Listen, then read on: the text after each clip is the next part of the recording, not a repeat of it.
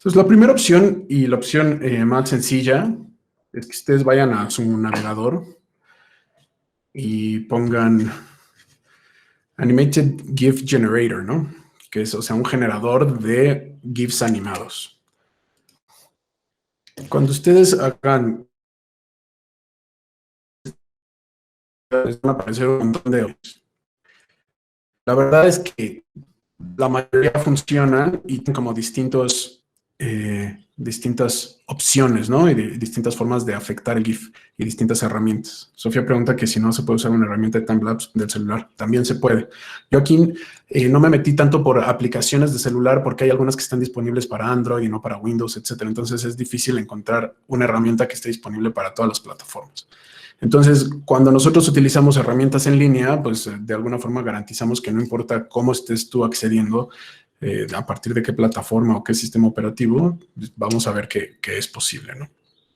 Entonces, yo las que ya probé fueron esta de GIFmaker, la de ZGIF, y bueno, la de Giphy no la utilicé esta vez, pero pues Giphy es como una página muy famosa de GIFs, ¿no? Donde tiene una herramienta ahí para crearlos. Entonces, pueden elegir cualquiera. Yo ahorita me voy a ir por la más sencilla, que es la de gifmaker.me. Y la verdad es que, o sea, este es un proceso muy simplificado. Y por lo mismo que es muy simplificado, igual no tiene como las herramientas más poderosas. Pero es básicamente, ustedes tienen que ir al botón donde suben las imágenes. En este caso voy a hacer un GIF muy cortito para que sea rápido el proceso y no nos tardemos mucho.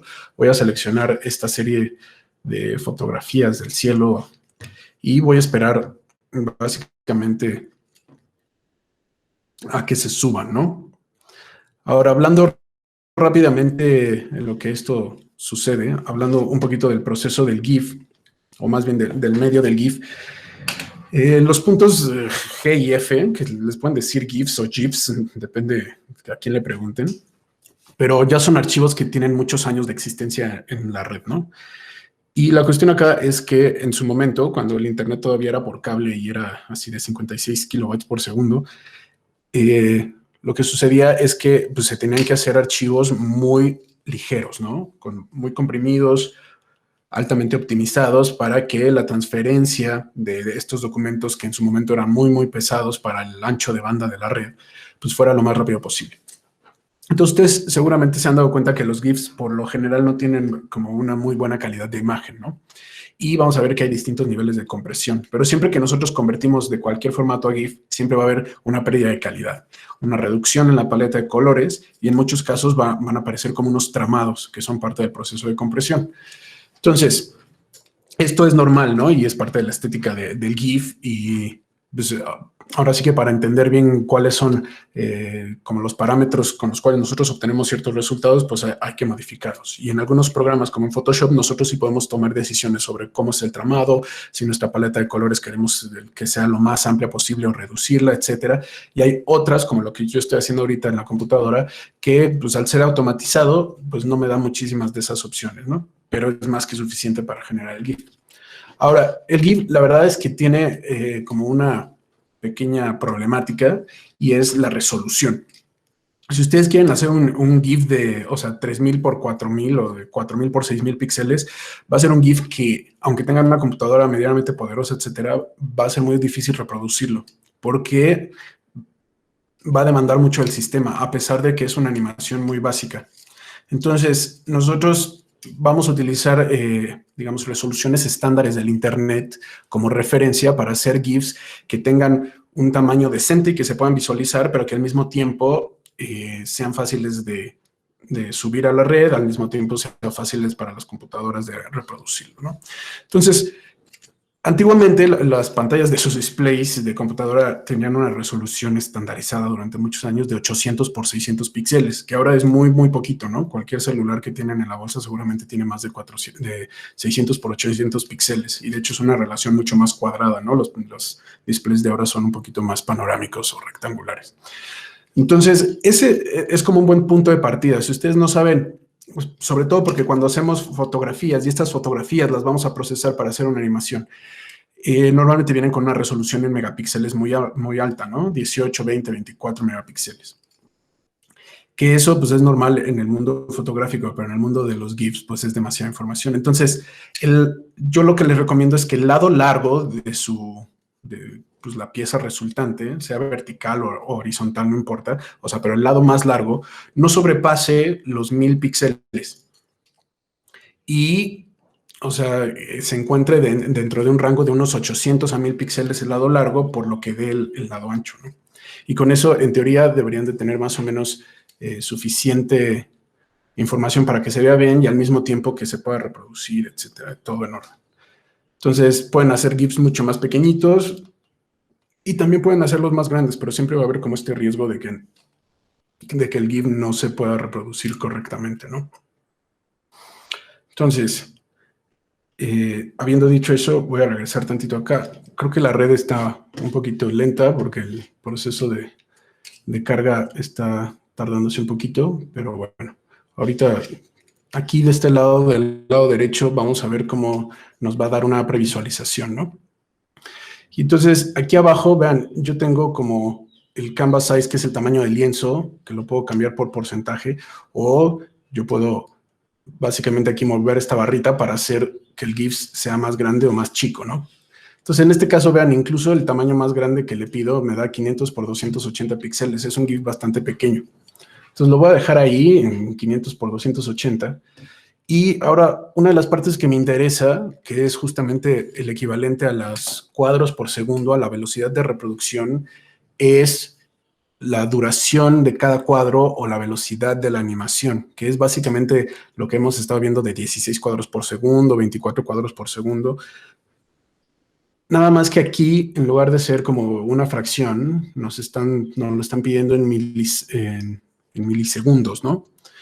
Entonces, ¿cómo sé yo qué numerito meter aquí, no? Para tener un equivalente justamente de una velocidad o unos cuadros por segundo estandarizada.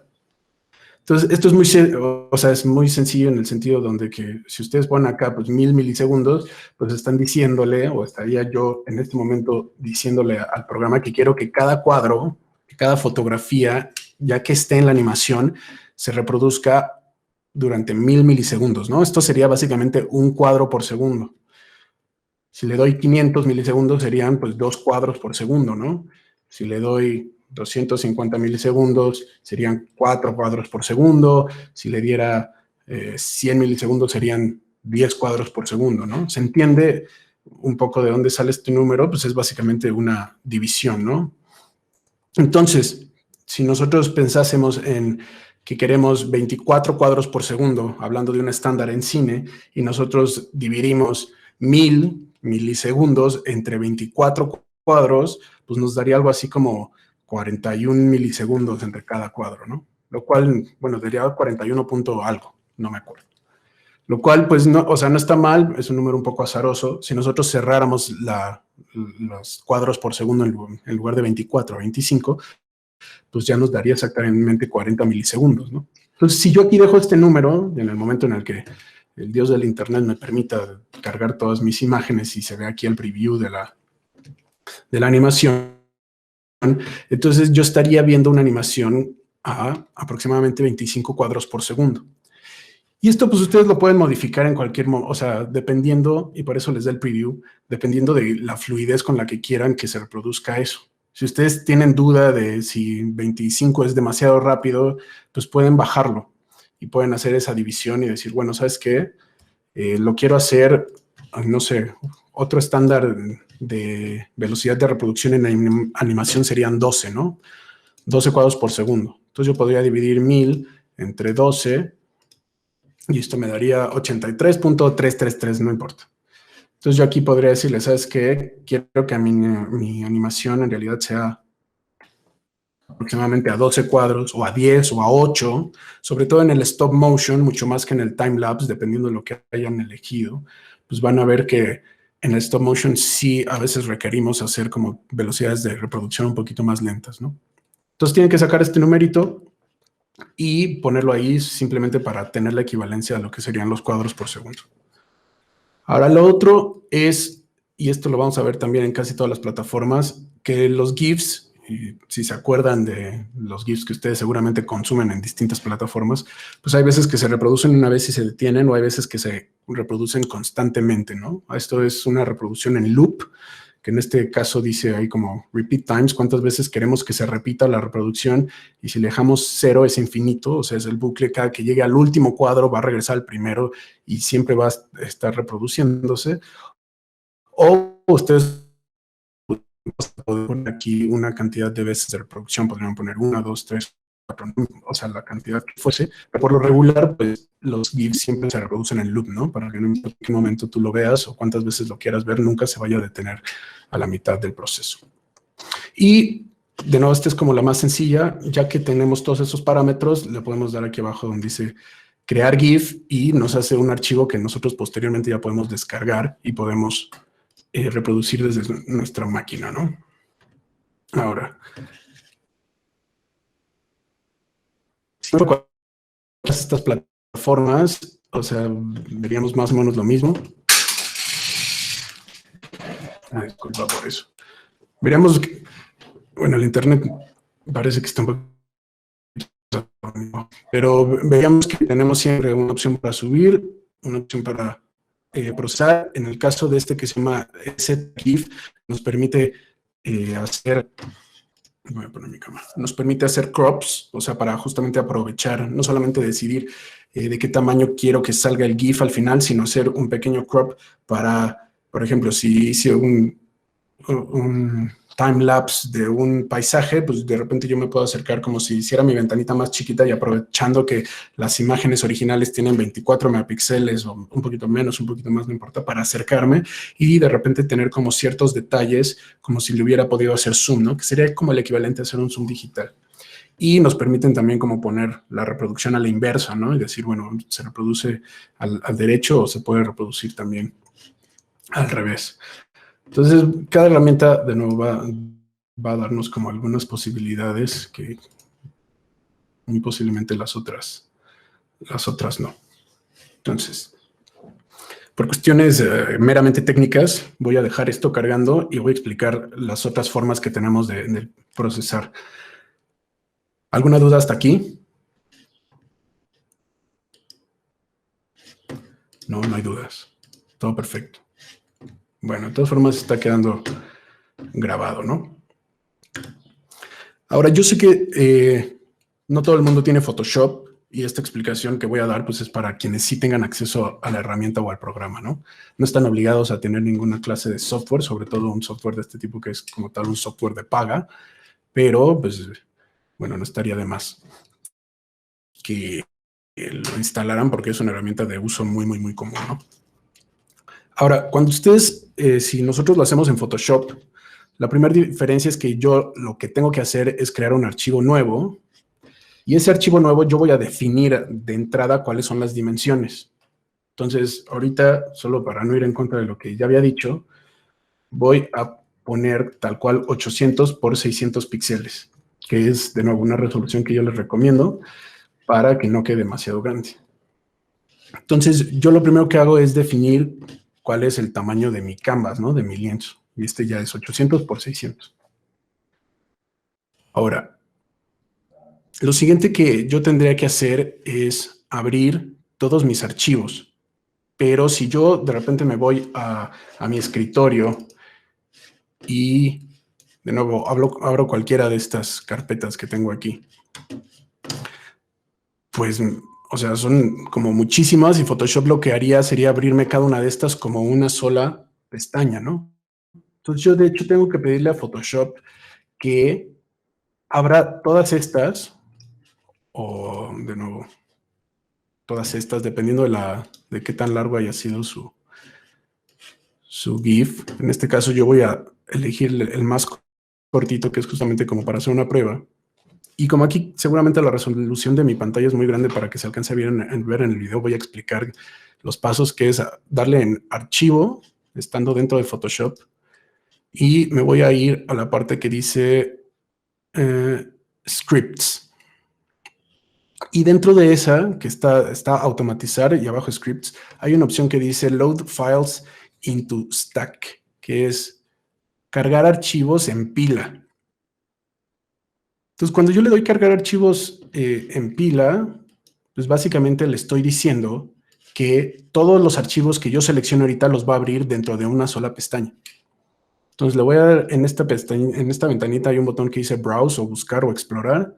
Le voy a dar en Browse, voy a ir a mi carpeta y voy a seleccionar todas las fotografías que yo quiera que sean parte de este GIF, ¿no? Y les voy a dar Open. Y me las va a enlistar dentro de la misma ventanita, van a venir enlistadas, y cuando yo le dé OK, va a empezar un proceso de importación donde cada una de esas fotografías, o si fueran dibujitos, cada uno de esos dibujitos, de hecho, los convertiría en un layer, en una capa más. Entonces, es como el equivalente, es como si yo abriera cada una y copiara y pegara, copiara y pegara, copiara y pegara, ¿no? Que es algo que, pues, que flojera hacerlo, digamos, manualmente. Es mejor que en la computadora se eche el proceso. Dependiendo de la cantidad de megapíxeles que tenga su cámara, dependiendo de su computadora, este proceso puede ser un poquito tardado. Entonces, de aquí en adelante, pues van a tener que ser súper pacientes con los procesos de postproducción, de edición, de corrección, ya sea cuando estemos utilizando como ahorita imágenes fijas y sobre todo cuando utilizamos imagen en movimiento, ¿no? Porque pues son procesos que son tantos archivos y tanta información por segundo que normalmente le exigen mucho a la computadora, ¿no? Entonces yo en Photoshop, en este caso, pues voy a tener justamente aquí una lista en la parte de los layers con todos y cada uno de mis capas, ¿no? De nuevo, cada capa equivale a una fotografía. Entonces, ¿qué es lo que voy a hacer? Lo primero que voy a hacer, y para ya desde ahorita desechar, digamos, todos los píxeles que no voy a necesitar, porque cada una de estas fotos es de 24 megapíxeles, lo que yo voy a hacer es, puedo reducir desde aquí el tamaño de todas las imágenes o puedo utilizar el canvas que yo ya había creado anteriormente, esta primer pestañita donde yo tengo este lienzo de 800 por 600. Y básicamente lo que voy a hacer es duplicar todas estas. Voy a seleccionar todos los layers, les voy a decir que los quiero duplicar y los voy a mandar, o los voy a duplicar en el lienzo número 1, que era mi 800 por 600. Y si se fijan, parece que estoy, o sea, en un zoom tremendo, ¿no? Y esto es justamente porque pues, mi lienzo es de 800 por 600 y mis imágenes son de 24 megapíxeles, ¿no? Entonces yo estoy viendo como estoy viendo como en una ventanita el equivalente a 800 por 600 dentro de esas fotografías que tienen mucho más resolución, ¿no? Entonces yo aquí tengo de dos, que es, bueno, yo puedo pedirle, y ahorita vamos a ver cómo hacer la animación a partir de este pequeño recuadro, o si yo le doy aquí comando T, yo puedo, no sé si alcanza a ver el rectángulo azul, que es como el tamaño real de mis imágenes. Pero pues yo puedo mover esto y hacerlas, o sea, más pequeñitas.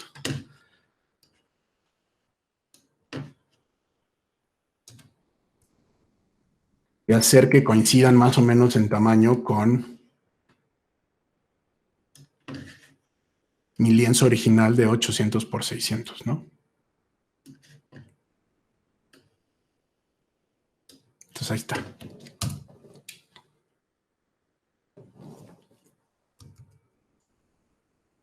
¿Hasta aquí dudas? ¿Algo que no se haya alcanzado a ver en pantalla, etcétera?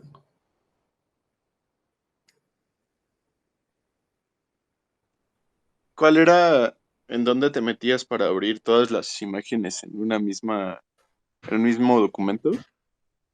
Va de nuevo. Entonces, en archivo o file Ok, hay varias opciones. En español, si lo tienen el Photoshop en español, seguro tiene otro nombre, pero está abajo de la opción que dice Automate o Automatizar, que esa en español está en el mismo lugar. Y la opción inmediatamente abajo se llama Scripts. Y dentro de ese submenú hay una opción que dice Load Files into Stack, cargar archivos en pila, ok, para que de vale. nuevo, y esto también no sé si se acuerdan, pero cuando hicimos HDR o cuando hicimos el focus stacking era lo mismo. O sea, era cargar todas las fotografías como layers dentro de un mismo lienzo, ¿no? Ok, entonces aquí yo ya tengo, de hecho, pues, un lienzo de 800 por 600 y aquí del lado derecho yo tengo pues, todas mis capas con todos mis, digamos, mis cuadros que se van a convertir en animación, ¿no? Entonces, en Photoshop, el paso siguiente es abrir la ventana que dice animación. Y si no la tienen, que por lo regular no está abierta, hay que ir a la opción que dice Window para que nos muestre todas las ventanas. Y aquí hay unas que tienen una palomita, que son las ventanas activas, y hay una que dice línea de tiempo en español o en inglés dice timeline. Y nos va a abrir esta pestaña aquí abajo, que va a ser la pestaña de animación. Y vamos a tener dos opciones. A ver, voy a intentar cambiar la resolución de la pantalla para ver si se alcanza a ver un poquito. Haremos esto. Creo que va a ser más fácil presentar ahora a mi pantalla. Screen. Y tú te vamos a bajar. ¿Qué será? 1920 por 1080. 80 por 720.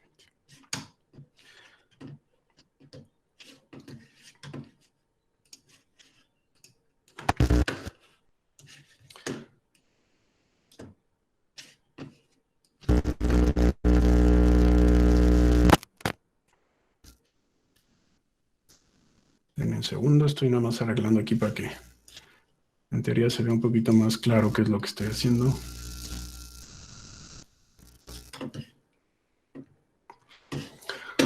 ¿Se ve mejor ahí?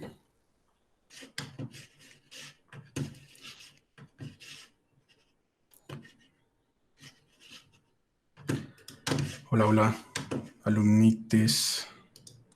Yo sí lo veo con más calidad. Yo también lo veo mejor. Con más resolución. Ok. Entonces, quizá fue ahora demasiada, pero está bien.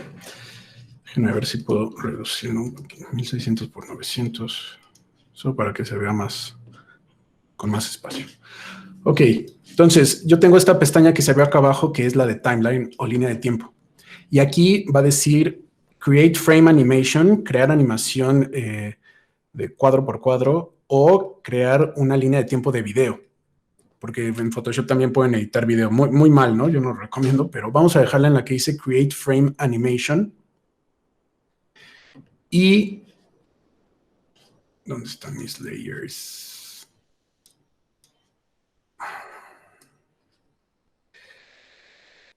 Y lo que yo voy a hacer es darle clic ahí donde dice Create Frame Animation. Y justamente me va a aparecer como si solo hubiera un cuadro de animación. Ahí dice como cuadro 1.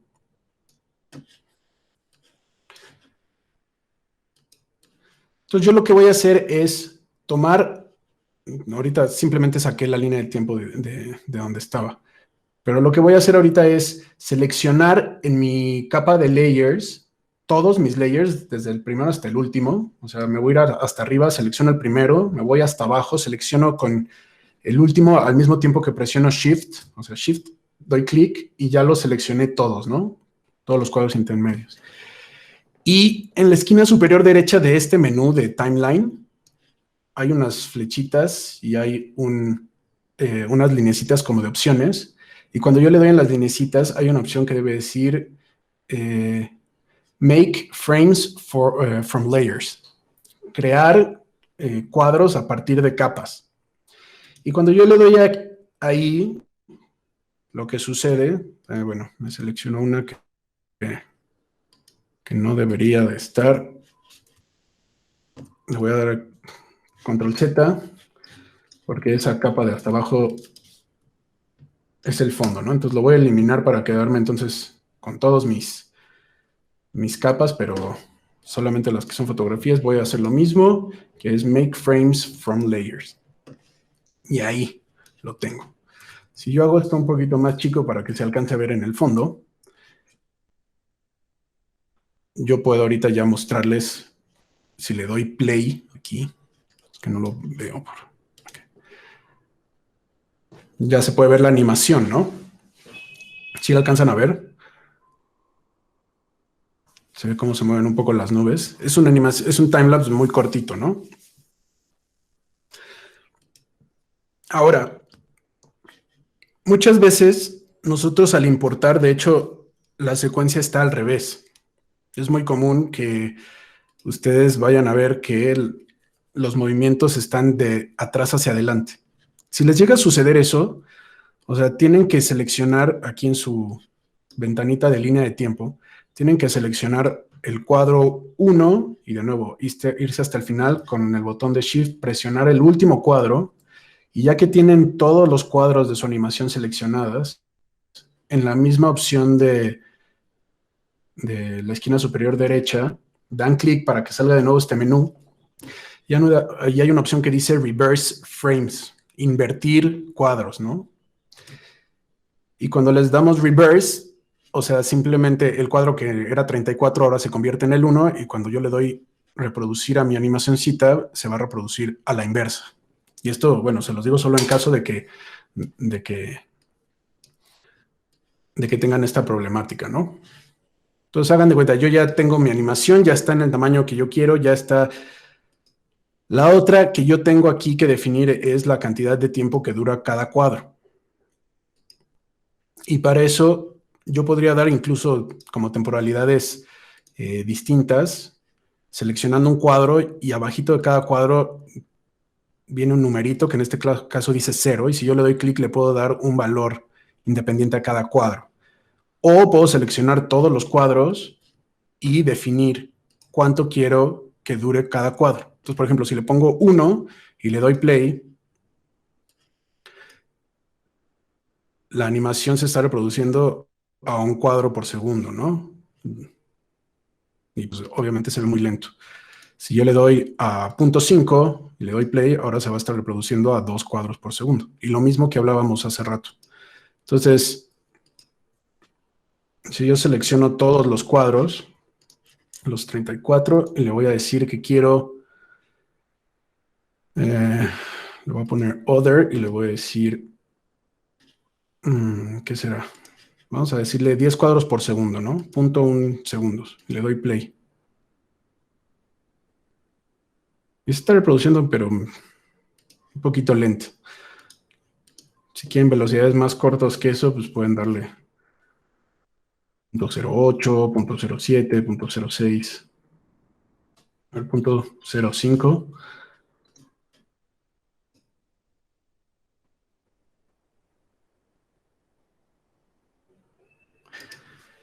Hasta que tengan, de nuevo, llegar a una velocidad de reproducción por cuadro que haga que el movimiento se vea bien o se vea fluido para ustedes, ¿no?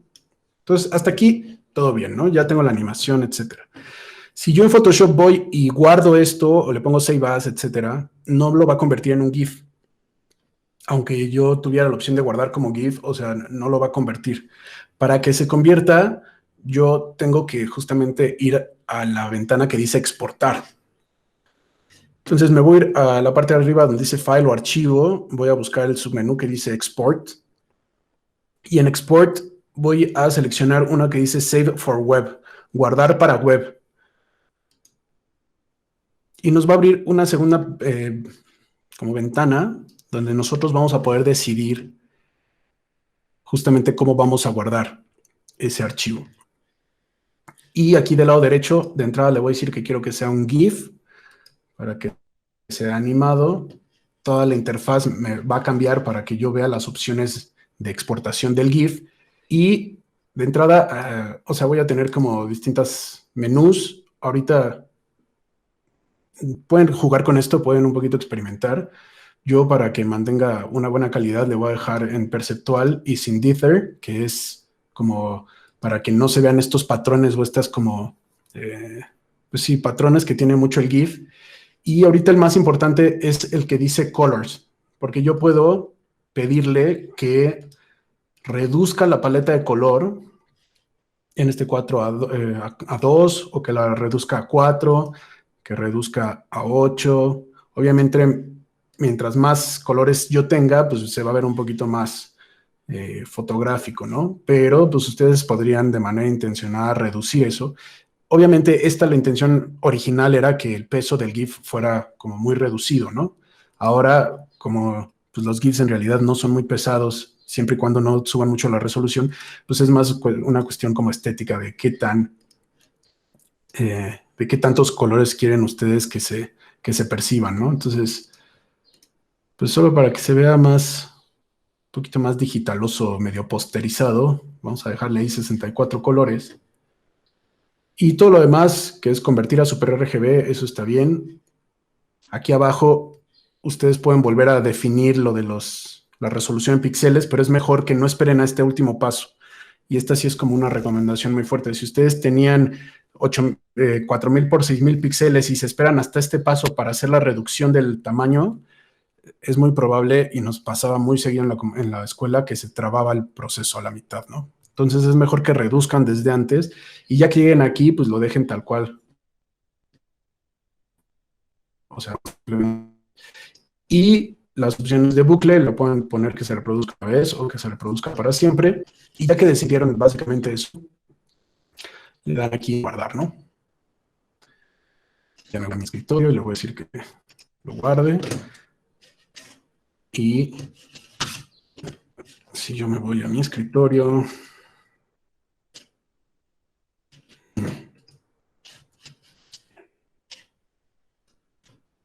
ya se me desordenó todo el...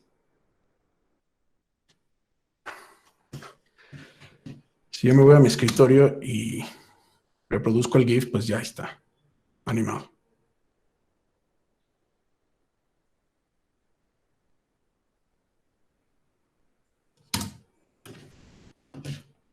Si ustedes de repente quieren seguir trabajando con este archivo, en lugar de guardarlo como, o exportarlo o guardarlo como JPG o lo que sea, también le pueden dar save as y guardarlo como un PSD y se mantiene como un archivo editable, ¿no?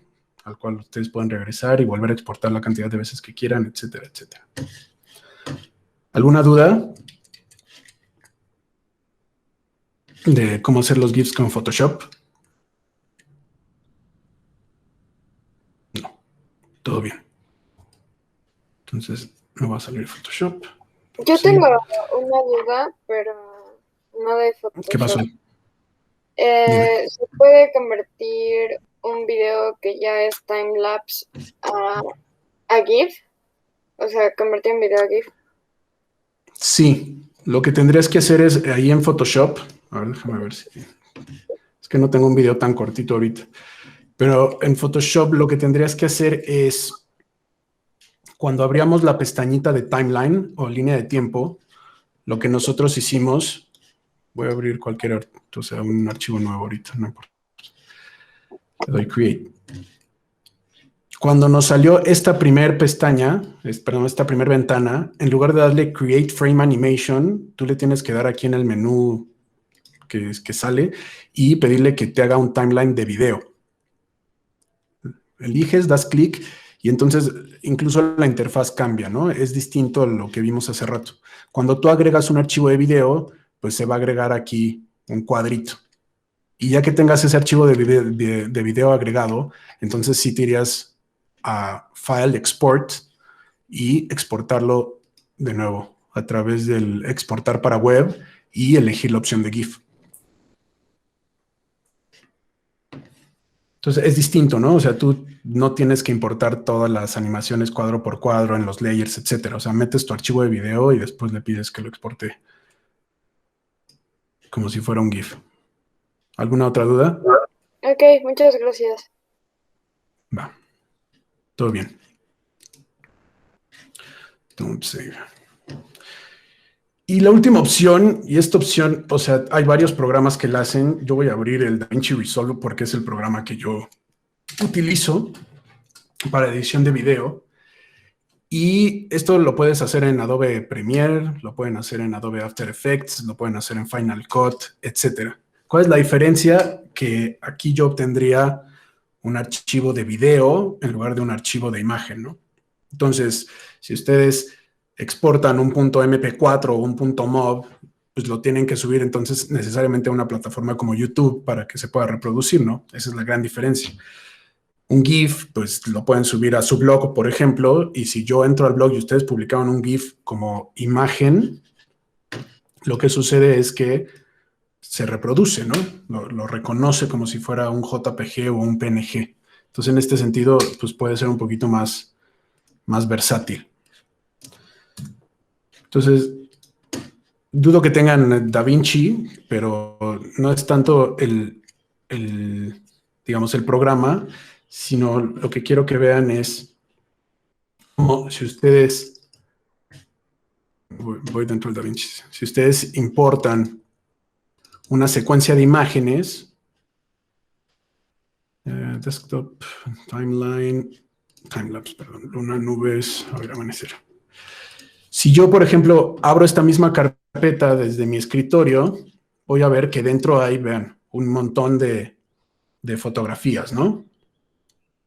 Pero cuando yo la abro dentro del DaVinci Resolve, como hay una secuencia de imágenes ininterrumpida, o sea que se llama AA-01, AA02, 03, 04, 05, etcétera, hasta 500.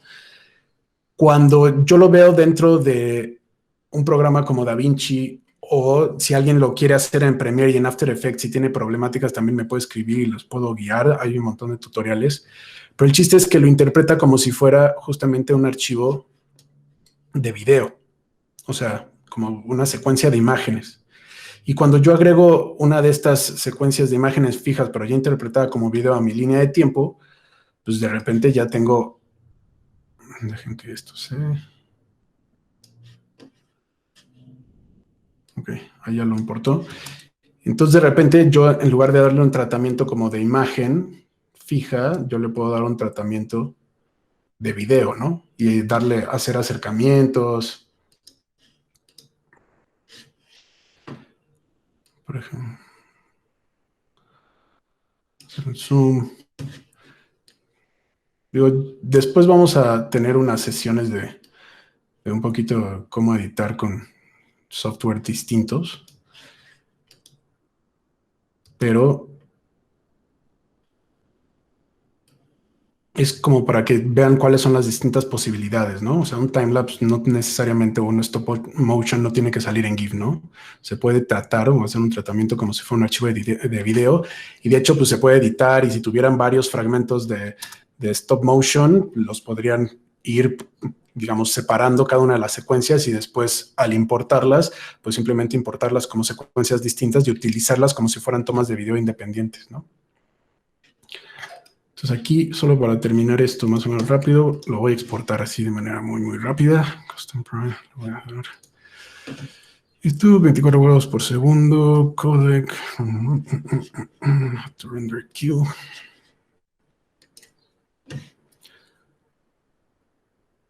Vamos a cambiarle el nombre solo para que amanecer.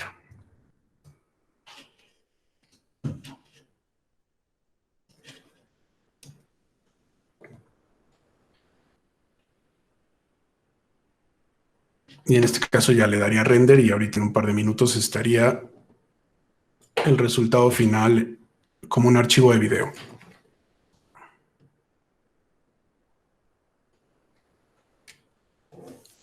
Entonces, ahorita estoy esperando a que termine el proceso de renderización, ¿no? Pero estas serían como las tres formas como ahorita que yo creo que ustedes tendrían a su alcance. Una es utilizando herramientas, o sea, el DaVinci Resolve de hecho es un programa gratuito, entonces si alguien lo quiere utilizar es válido, quien tenga Photoshop, y si de plano no tiene ninguna de estas herramientas, pues irse a las herramientas que están en línea, o como preguntaba alguien hace ratito, pueden utilizar cualquier aplicación gratuita que encuentren en el App Store o en la Play Store. Y mientras les soluciona el problema, no importa. El chiste es obtener ya sea un GIF que suban como esa imagen, que lo suban a su blog. Si lo que obtienen es un video de un timelapse o un stop motion, pero en un formato de video, pues lo suben a YouTube. Y entonces, para la entrega o para la revisión, pues el chiste es que esté en alguna de estas dos plataformas, dependiendo del resultado o el formato de archivo que ustedes hayan obtenido. ¿Alguna duda? ¿Vas a abrir una tarea en Classroom Una para tarea. verla? Sí, voy a abrir la tarea justo ahora, que termine la clase, para que ustedes hagan la entrega por ahí y que la revisión sea un poquito más sencilla. Ok. Entonces vamos a darle 15 segundos.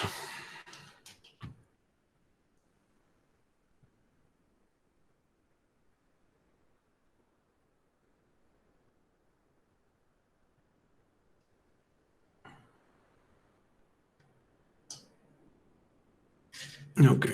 Voy a cerrar el DaVinci. Y en este caso, pues ya tendría un archivo ahora, pero de video, ¿no?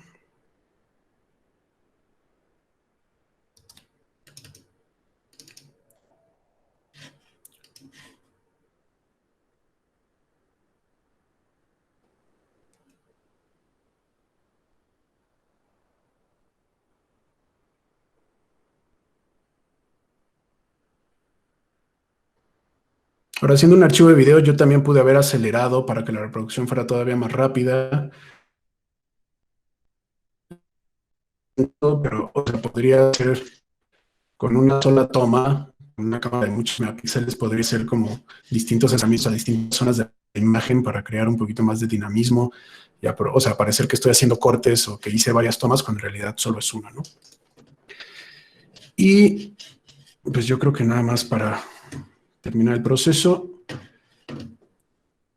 No, pues no. Todavía no se termina de cargar, pero voy a cerrarlo porque no tiene caso que esperemos hasta que termine el proceso. El archivo que se obtendría sería un archivo más o menos así, ¿no?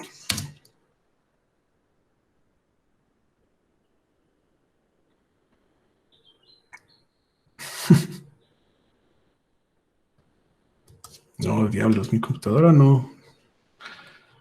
Hoy no quiere ayudar.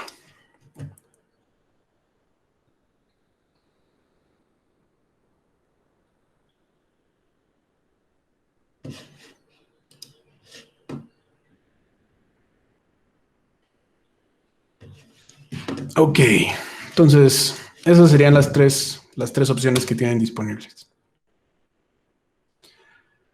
Entonces, ahora, pues el chiste sería justo dejar presentar. La opción pues, sería que si no han terminado de hacer sus tomas, pues aprovechen, pero que el miércoles a la hora de clase ya tiene que estar todo encima, todo encima no, todo arriba para hacer la revisión, ¿vale? ¿Alguna duda, algún comentario, algo? Si no, para ya pasar a la clase de historia y antecedentes. Sí, yo quería comentar algo. Sí. Es que, por ejemplo, justo ahorita que estabas aquí enseñando lo del GIF Maker, Ajá. me puse a hacerlo, pero mis imágenes son 302 y ahí dice que el máximo son 300, entonces ahorita nada más como que le quité 2 cuadros nada más para ver cómo queda, pero Ok. entonces, ¿cómo podría solucionarlo? En el GIF Maker, creo que, como dices, hay un límite, pero en el otro, en el que es EZGIF, otra de las opciones que aparece ahí en la búsqueda de Google al inicio, más bien el límite es de peso. Entonces quizá lo puedes intentar en esa otra plataforma. Porque creo que te Ok. dicen, no me acuerdo si dice archivos o peso, pero yo me acuerdo porque justo tuve que quitar algunas para que el peso no sobrepasara el límite. Y si no, pues checar entonces en la de Giphy, que al ser como, según yo es la plataforma como más estable, más robusta, quizás las opciones sean un poquito más laxas. Pero si tienen problemas así, avísenme. La opción es o pues, sacrificar algunos cuadros. Y si no, pues buscar quizá alguna herramienta que no tenga esas limitaciones. O sea, que puede ser ya sea justo Photoshop o un programa de edición de video que se los interprete como una grabación y no como fotos fijas. Pero bueno, si tiene problema, ok. avísenme para ver cómo les ayudo a solucionarle. ¿No? Marco, yo tuve ¿Qué un pasó? problema con mi programa, el de Premiere, porque ya terminé de tomar las fotos y quería convertirlas en video stop motion, pero Ajá. cuando vi un tutorial de cómo hacerlo y cuando llevaba mis imágenes para que fuera como secuencia de fotos, nada más me aceptaba como 4 fotos en lugar de todas las que tomé. Ok. Ahí es muy probable que la secuencia de nombre, o sea, el nombre de las imágenes no esté bien. Y en ese, o sea, cuando ocurren en esos casos, a ver, déjenme compartir.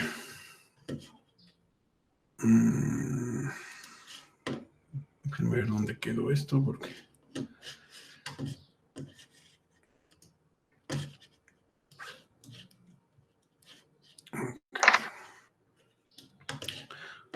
Pues voy a tener que compartir de nuevo rápido la pantalla. Screen one, share. Ok. Si ustedes en su secuencia de imágenes tienen algún hueco, o sea, por ejemplo, no sé si ya se esté viendo mi pantalla, pero si dice, como en este caso, 26, 75, 76, 77, 78, 79, y por alguna razón que normalmente es que tú borraste alguna, o sea, si aquí no hubiera 279, sino me saltara del 278 al 280, como esa sucesión no es continua, entonces Premiere la toma como que del 75 hasta el 79 es un archivo y sí te va a reconocer estos 5 como uno solo, pero te va a faltar uno, ¿no? Y ese puede ser, o sea, uno de los motivos. Hay veces, en After Effects sucedía mucho que no te, o sea, sí te seleccionaba todos porque tú le podías decir, ¿sabes qué?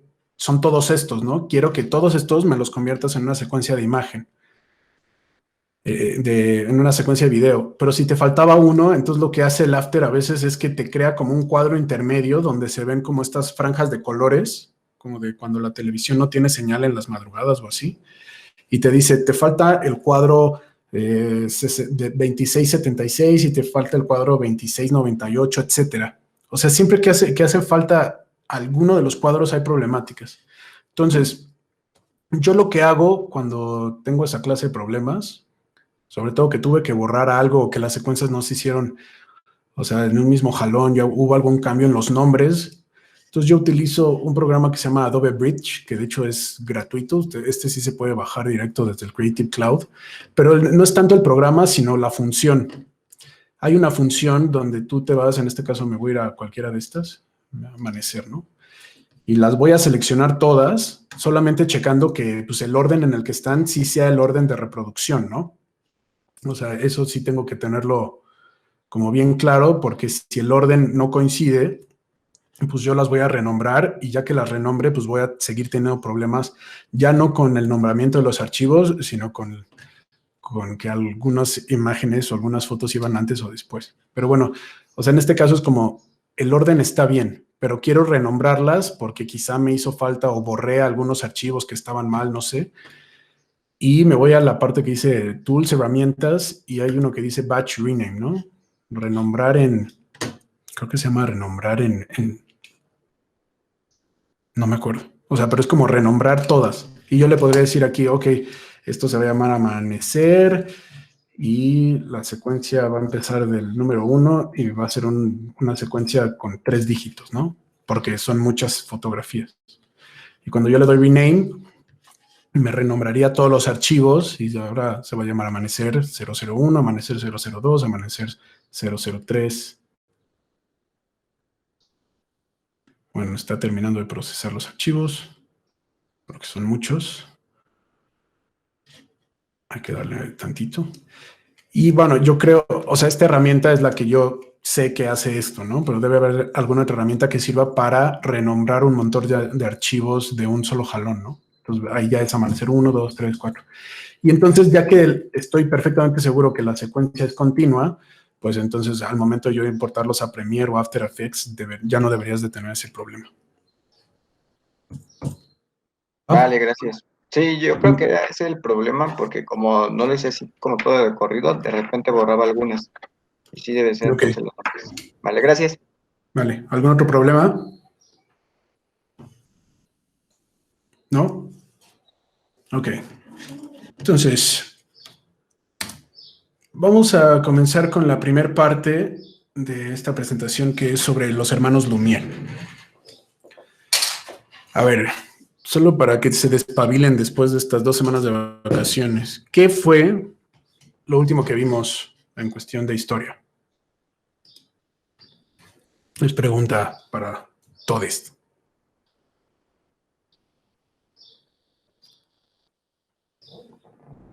¿Qué vimos?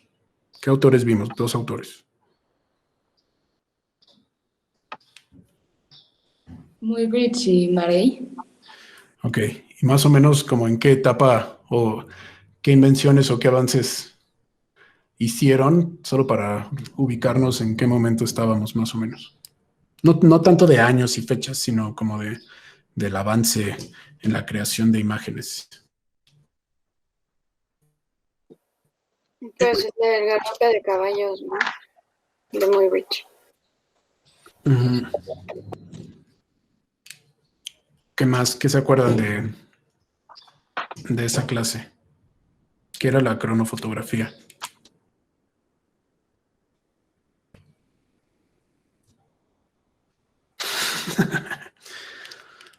O sea, espero que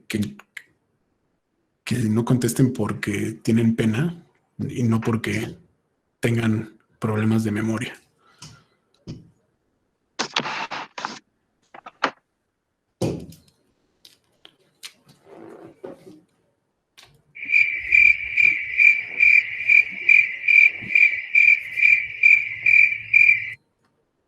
Ya no se acuerdan, qué terrible.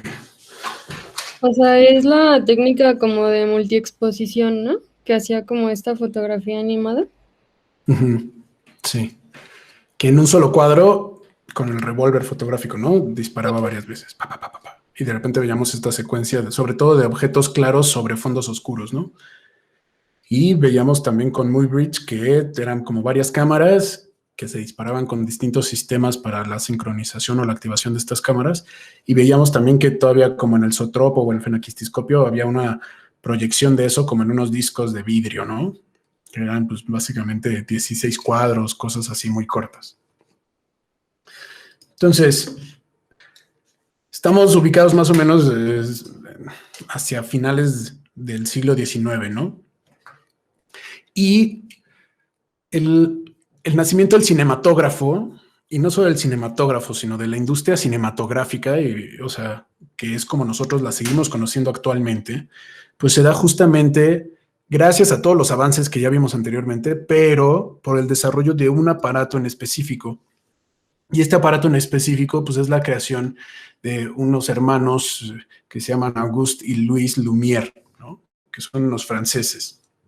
Francia ahorita es como la capital del mundo en cuestiones de cultura y avances tecnológicos, etcétera. Obviamente estoy hablando del mundo occidental y también dejando en claro que eso no significa que los otros países no sean potencias, ¿no? Pero de repente históricamente ha habido lugares, ciudades o países a lo largo de la historia donde se han congregado la mayor cantidad como de mentes y de sucesos que han marcado la historia de manera contundente, ¿no? Muy, muy rotundamente. Entonces, Auguste y Louis Lumière en realidad son hijos de un empresario que primero empieza con un estudio fotográfico, ¿no? O sea, de hecho, estos, cuando son más pequeñitos, pues tienen contacto con la fotografía de manera muy directa porque su papá tiene un estudio de foto. Y le empieza a ir también y en la fotografía se convierte como tiene este gran boom de que todo el mundo después de la aparición desde el daguerrotipo hasta todas las otras técnicas fotográficas, pasando por ambrotipos, colodiones, etcétera, está tan en auge que su papá pone justamente una empresa, una fábrica para producir placas fotográficas, ¿no? Y estas placas fotográficas en realidad, aunque tienen demanda, llevan a la familia casi a la quiebra. Y es hasta que estos 2 hermanitos como que se meten un poco y mientras el papá está en un servicio militar y está fuera y no tiene control sobre lo que ocurre con la empresa, que ellos desarrollan un procedimiento para hacer película seca. Y si se acuerdan tantito de lo de Muybridge, hablábamos de que tenía que ser en colodión, o sea, era en colodión húmedo porque era la técnica que tenía la sensibilidad suficiente para capturar ese momento instantáneo del caballo así perfectamente congelado, pero que tenía que estar húmedo y que si se secaba, se craquelaba la emulsión y ya no se podía, o sea, ya no servía a nivel fotográfico. Entonces, la invención de la película seca fue algo verdaderamente, o sea, que cambió no solamente la industria de la fotografía, sino como vamos a ver también la industria del cine. Y la película seca, o sea, los Lumière la empezaron a vender en placas y llegó un momento donde vendían 15 millones de placas al año, ¿no? Que es, o sea, digo, yo sé que ustedes ahorita se toman como solamente en la mañana, pues 1.5 millones de selfies en frente al espejo, ¿no? Yo sé que 15 millones para toda Francia no es nada, pero la verdad es que en ese momento ya se está hablando de una producción fotográfica muy, muy, muy grande, ¿no? Entonces, ellos generan esta nueva técnica que hace que la empresa justamente como que renazca, florezca y pues ellos de repente se ganan también el respeto y se ganan un poco el apoyo de su padre para empezar a generar cosas nuevas, ¿no? Cosas distintas.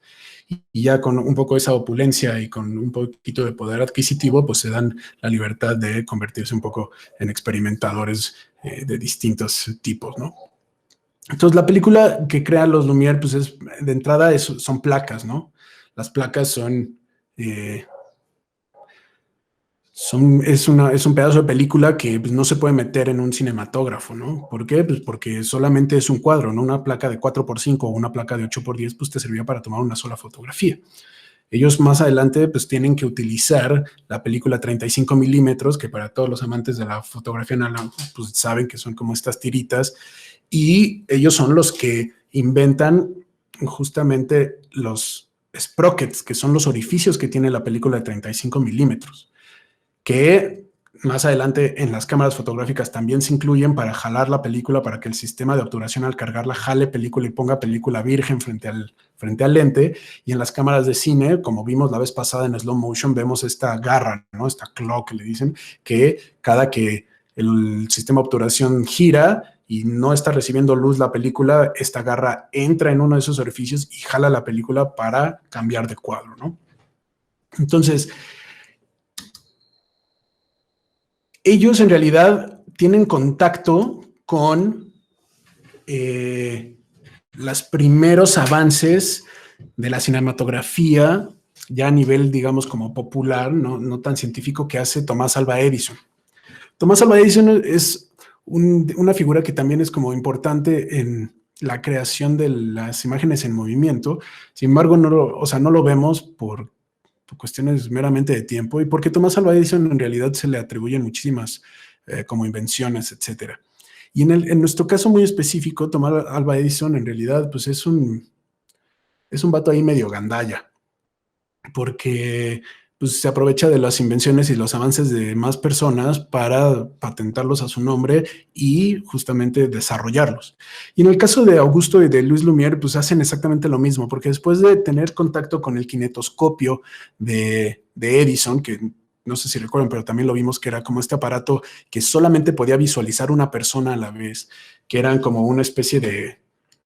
que era esta caja con unos gogles y con un foco dentro donde tú te asomabas y un sistema mecánico o a veces una manivela hacía que una película que estaba enrollada en varias poleas, pues empezar a andar para que tú vieras, pero pues de manera muy, o sea, personal, individual, pues vieras esta película reproduciéndose, ¿no?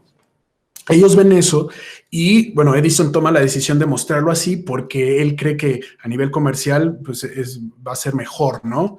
Pero los Lumière justamente tienen esta otra idea de que generar como todo este aparato para que los vea solamente una persona y cobrarle solamente una persona por esta experiencia, pues no es algo que a ellos les convenza, ¿no? Porque finalmente no es gente del arte, ¿no? Son empresarios.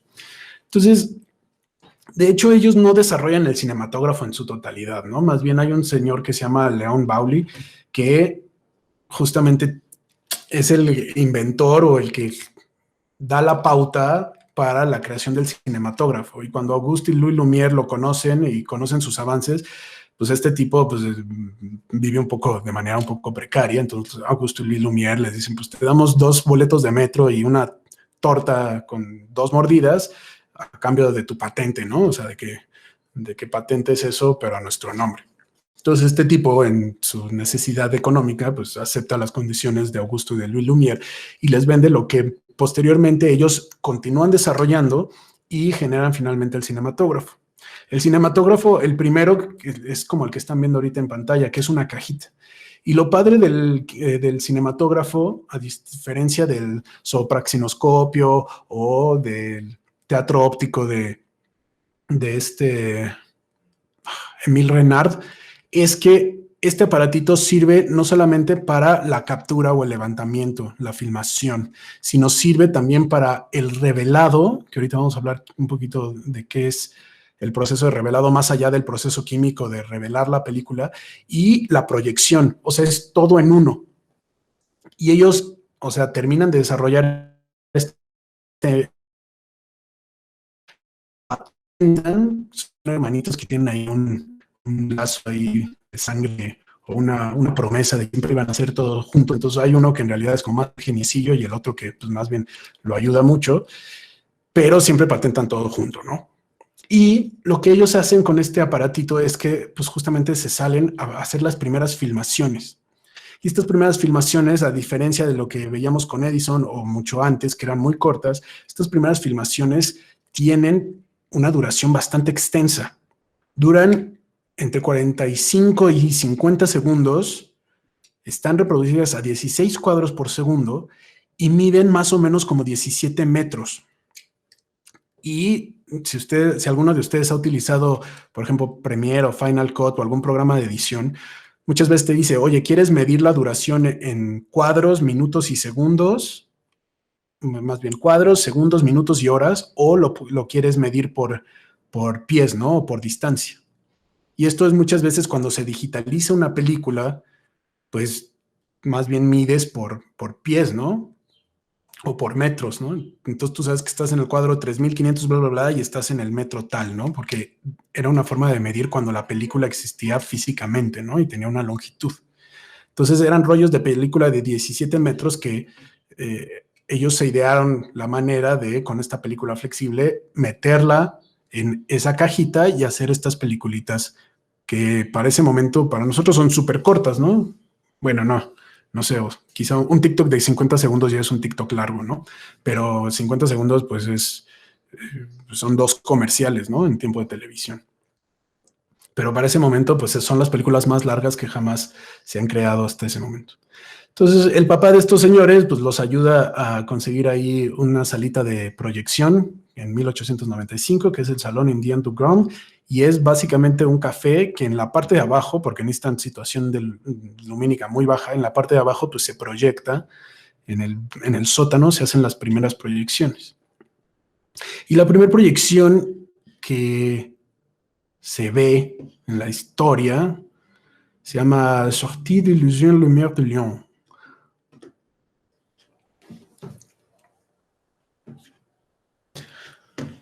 Y ya, o sea,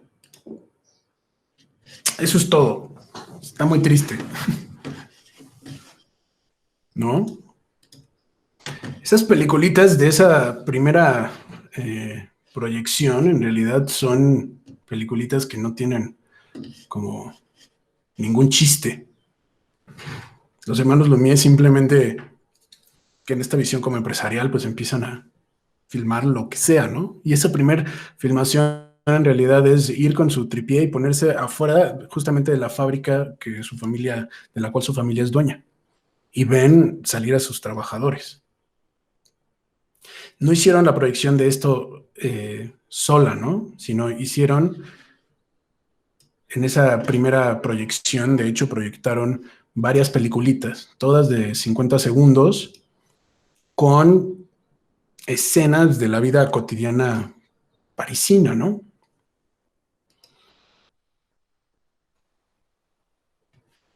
Y ahorita vamos a ver quizá un poco la lista y un poquito más de trabajos, pero ellos empiezan cobrando, o sea, esa primera noche, donde de hecho invitan a personas como un poquito seleccionadas, ellos cobran un franco, ¿no? Un franco por cada una de estas, por cada persona para estas proyecciones. Y al cabo de pocos meses se vuelve tan popular y es como una fiebre de, ¿ya viste las películas de los Lumière? O sea, es un evento como tan fuera de serie que toda la sociedad parisina empieza justamente a ir y pagar y de repente se están metiendo en el bolsillo, o sea, 200 francos al día, que es una cantidad como demasiado grande y absurda como para... Tendríamos que buscar cuál es una equivalencia, pero estamos hablando de mucho dinero, ¿no?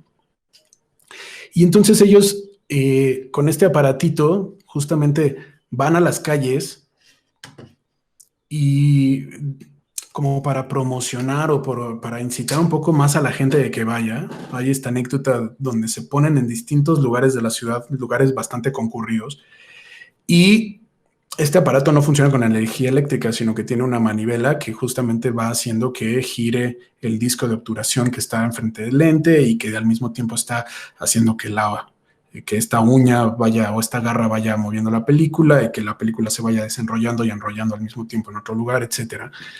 Y muchas veces se ponen a fingir que están filmando, justamente para que la gente que va cruzando por ahí piense que va a salir en la escena, ¿no? Y diga, ah, mira, ahí están.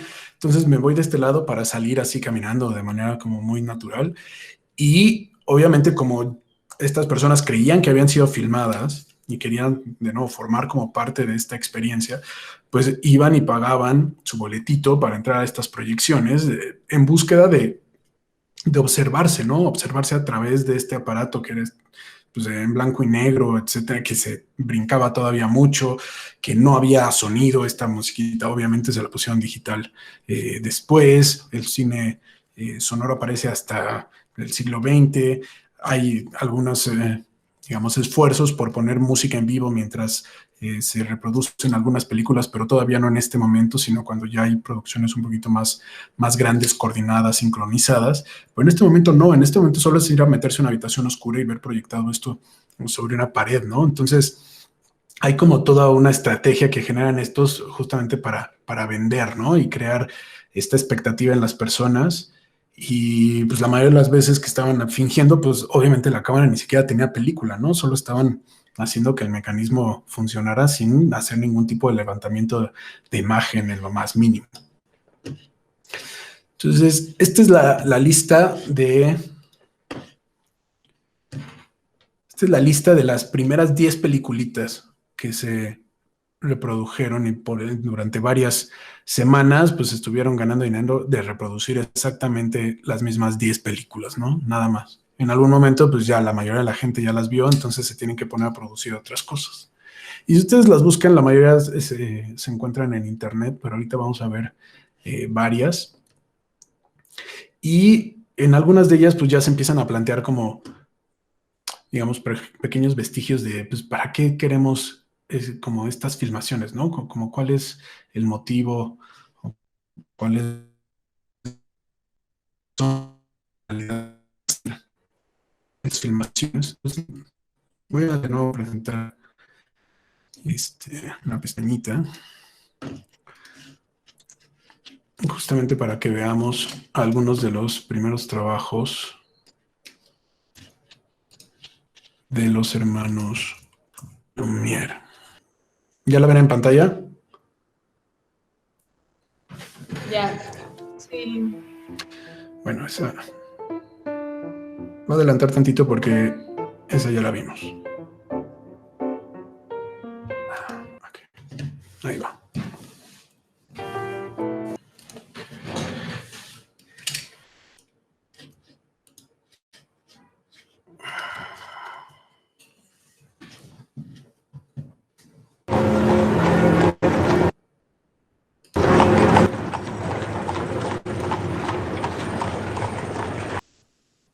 Entonces, esta mirada que tienen, obviamente es como una mirada interna, ¿no? De un parisino, pero que de repente entiendo que puede no ser muy interesante para un artista, pero tener esta posibilidad de por primera vez ver cómo era una sociedad, o sea, verla, ¿no? Porque eso es un poquito lo que dan un poco estas películas, y el cine da esa capacidad, ¿no? De ver algo. Porque en la imagen fija, en los dibujos, en las pinturas, en la arquitectura, siempre hay como cierta lejanía, ¿no? Y de repente verlo a través de estas imágenes de movimiento justamente daba una sensación muy distinta, una sensación de presencia. Y los hermanos Lumière se dan cuenta de esto cuando empiezan a presentar y a llevar esto a otros lugares, de gente que jamás ha visitado París, que jamás ha visitado Francia, conforme se van alejando cada vez más. Y de repente, a su vez, se dan cuenta que hay otros lugares que son muy exóticos, ¿no? Para el punto de vista occidental, europeo.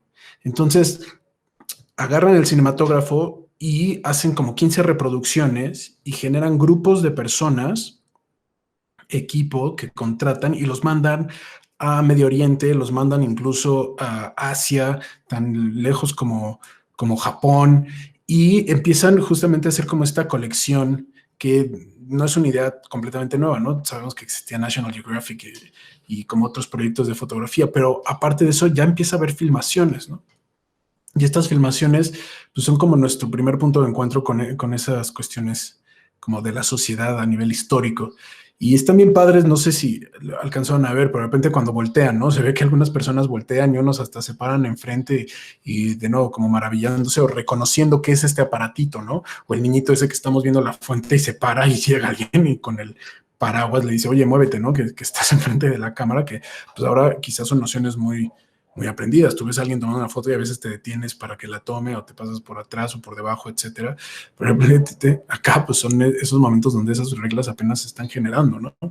Y pues si el que le está ahí filmando le da un poquito más rápido, pues cambia también la velocidad de reproducción. Si le da más lento, cambia y es un poquito más lento. Aquí, de nuevo, para una cuestión como nosotros culturalmente ya estamos acostumbrados a que haya sonido acompañando la imagen, pues nos faltaría, digamos, información para entender y de alguna forma observar o apreciar esto, y pues se les meten los sonidos del caballo, se le meten las voces de las personas, etcétera, etcétera, para a nosotros complementar un poco esa experiencia, pero para ellos era muchísimo, ¿no? De hecho, hay esta anécdota donde en la escena donde se ve que el tren va entrando, o sea, va llegando a la estación y se ve pequeñito y va poco a poco creciendo, hasta que se convierte como en un primer plano. O sea, hay una anécdota histórica que cuando esto se está proyectando, no solo la primera, sino las primeras veces, el público que está ahí sentado en las butacas, sabiendo que está en un sótano, que está en un lugar cerrado, etcétera, se asusta un poco y se inquieta un poco cuando ve la imagen de este tren, a pesar de que no hay sonido, pero que ve la imagen de este tren creciendo y de alguna forma haciendo como que se acerca, y se ponen tensos porque algunos tienen como muy asociada esta relación de, bueno, cuando algo se acerca es que estás un poco en peligro, ¿no? Cuando algo de esa magnitud, etcétera, tienes que quitarte las vías, etcétera, bla, bla. Y cuando lo ven ahí en pantalla genera un poco esta sensación de que incluso dicen que pero algunas personas se paran y se mueven, ¿no? Y se salen de sus butacas para evitar que las vaya a atropellar el tren, ¿no? Y dices, bueno, eso claro que no pasa, pero bueno, creo que todos han estado en el cine y se han estado comiendo las uñas o han estado, o sea, con las piernitas recogidas cuando ven una película de terror, ¿no? Es un poco lo mismo. No es solamente una cuestión aprendida de que lo que estás viendo ahí no es real, pero el cine, y seguramente conforme vayamos avanzando en el libro de Edgar Morin, que también tenemos que comentar los primeros 2 capítulos, se habla mucho de esto, ¿no? De la cuestión onírica, de la relación con la realidad, con la visión de que todo lo que vemos en nuestros sueños es en primera persona, y de repente lo que vemos en el cine es justamente eso, ¿no? Es como una experiencia muy personal, porque es como si nosotros nos transportáramos y de repente estuviéramos ahí viviendo las cosas de primera mano, ¿no? Entonces, esto, pues, históricamente es como regresar y poder ver a las sociedades, y es este desdoblamiento cuando las personas pensaban que las estaban filmando y iban y se buscaban, era también maravillarse, ¿no? De verse ya no solo a través de un espejo y de un reflejo, sino de verse genuinamente como otros nos vemos, ¿no? No una cuestión, porque el espejo nos duplica, pero a la inversa, ¿no? Y nosotros nunca nos podemos ver en un espejo como nos vemos en una fotografía o como nos vemos en una película o en un video. Entonces, esto llama muchísimo la atención. Ellos empiezan a viajar, empiezan a mandar a esta gente. Hay otros personajes, en el caso del siguiente autor que vamos a ver, que se llama George Méliès, que se les acerca a los Lumière y dice, oye, yo quiero que me vendas uno de estos aparatos, ¿no? O sea, se me ocurrieron 1000 cosas para hacer con esto, me interesa mucho.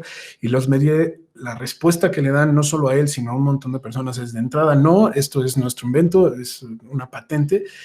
Y la función que ellos le veían era como de entretenimiento, pero nunca vieron que había como potencialmente la capacidad de explotar esto como una industria. Más bien ellos pensaban que era como una novedad, que iba a tener como un tiempo de vida específico y que posteriormente, o sea, después de haber cumplido ese tiempo de vida, pero el cine simplemente, o el cinematógrafo, iba a pasar a ser pues, otro más de los juguetitos y quizá algo lo vendría a reemplazarle, pero no encontraban como esta posibilidad de una cuestión narrativa, ¿no? Para explicar temas más amplios y para eso tienen que intervenir algunas otras personas. Y cuando a ellos se les pregunta, hay una frase muy célebre que dice, no, pues el cine es algo que no tiene futuro, ¿no? Así es como ellos se refieren un poco a su invención, ¿no? El cine es un invento que no tiene ninguna otra función más que esta, ¿no? Mostrar algunas escenas, de nuevo generar algo de dinero y vámonos. Entonces, hay un montón de películas cortas que de alguna forma pues es la visión documental, ¿no? Es la visión donde la cámara, si bien solamente la presencia de la cámara sí influye en el reaccionar de las personas, pero pues está tomando estas escenas cotidianas. Y poco a poco, y acá quizá no tengo una colección de eso, pero podemos ver también escenas ya de otros países del mundo bastante lejanos, con algunos sucesos que pues ahora nos parecen bastante exóticos, ¿no? Por el lugar, por el tiempo, por las costumbres que han ido cambiando, por cómo se veían algunos lugares, como en este caso París, que reconocemos, pero que es radicalmente distinto, ¿no? Entonces es como esta apertura un poco a otros, en ese momento a otros espacios a los cuales no se puede llegar de manera como tan sencilla o tan barata, ¿no? Y bueno, en realidad eso es como las aportaciones de Luis y Gustave, Auguste Lumière, ¿no? El cinematógrafo es su gran invención, pero se vuelve tan famoso que eventualmente otras personas, sin copiar el cinematógrafo exactamente como es el original, empiezan a sacar sus propias versiones, ¿no? ¿Por qué? Pues porque van y se maravillan de esto y dicen, yo quiero hacer lo mismo, entonces ven la manera de, a través también de investigación de otros juguetes ópticos, etcétera, de crear sistemas muy similares que al final terminan haciendo básicamente lo mismo que el cinematógrafo, y ahí es donde empiezan a aparecer pues ya otros autores y la industria del cine se empieza a gestar como, ¿no? Con el señor este que estaba tirando, echando agua con la manguera, que era un niño y etcétera. Ahí de hecho hay otra versión de estas donde el jarero se agarra al niño y lo moja, ¿no? En lugar de darle nalgadas, porque no sé si ahora estaría muy mal visto, ¿no? Pero lo agarra y lo moja y de repente pues como que empiezan a ver un montón de peliculitas así que son meramente cómicas, que ya tienen algún giro narrativo, pero que no tienen como una intención más allá de contar un chiste como a nivel visual y ya. Entonces, pues para que la próxima sesión no sea como muy corta, yo creo que por hoy podemos dejarle aquí. La otra parte de la presentación, que sería George Méliès, el viaje a la luna y efectos especiales, los primeros efectos especiales del cine, pues los dejamos para entonces el miércoles y hacemos la revisión el miércoles. Y si nos da tiempo, pues platicamos un poquito de los capítulos 1 y 2 del cine y el hombre imaginario, que pues en teoría va más o menos temporalmente, va un poquito de la mano de todavía este momento histórico en el cual nos estamos centrando durante el principio del semestre.